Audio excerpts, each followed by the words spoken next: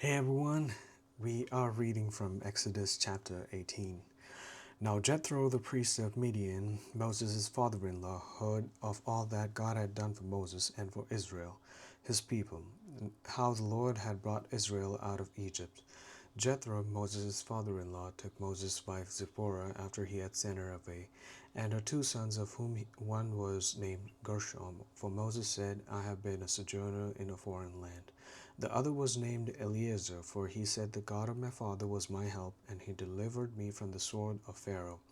Then Jethro, Moses' father-in-law, came with his sons and his wife to Moses in the wilderness where he was camped at the mount of God. He sent word to Moses, I, your father-in-law Jethro, am coming to you with your wife and her two sons with her. Then Moses went out to meet his father-in-law, and he bowed down and kissed him. And they asked each other of their welfare and went into the tent. Moses told his father-in-law all that the Lord had done to Pharaoh and to the Egyptians for Israel's sake, all the hardship that had befallen them on the journey, and how the Lord had delivered them. Jethro rejoiced over all the goodness which the Lord had done to Israel, in delivering them from the hand of the Egyptians. So Jethro said, Blessed be the Lord, who delivered you from the hand of the Egyptians and from the hand of Pharaoh, and who delivered the people from under the hand of the Egyptians. Now I know that the Lord is greater than all the gods. Indeed, it was proven when they dealt proudly against the people. Then Jethro, Moses' father-in-law, took a burnt offering and sacrifices for God, and Aaron came with all the elders of Israel to eat a meal with Moses' father-in-law before God. It came about the next day that Moses sat to judge the people, and the people stood about Moses from the morning until the evening.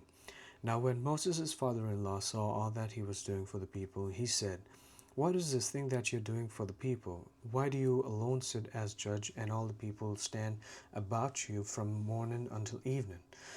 Moses said to his father-in-law, Because the people come to me to inquire of God. When they have a dispute, it comes to me, and I judge between a man and his neighborhood, and make his known the statute of God and his laws.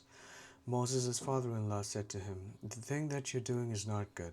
You will surely wear out both yourself and these people who are with you, for the task is too heavy for you. You cannot do it alone. Now listen to me, I will give you counsel, and God be with you. You be the people's representative before God, and you bring the disputes to God. Then teach them the statutes and the laws, and make known to them the way in which they are to walk, and the work they are to do.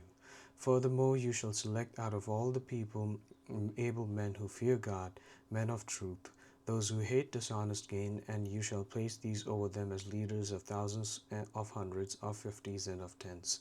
Let them judge the people at all times. And let it be that every major dispute they will bring to you, but every minor dispute they themselves will judge. So it will be easier for you, and they will bear the burden with you. If you do this thing, and God so commands you, then you will be able to endure.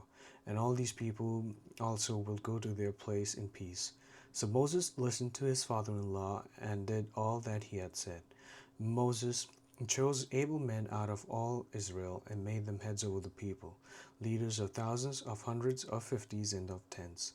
They judged the people at all times. The difficult dispute they would bring to Moses, but every minor dispute they themselves would judge.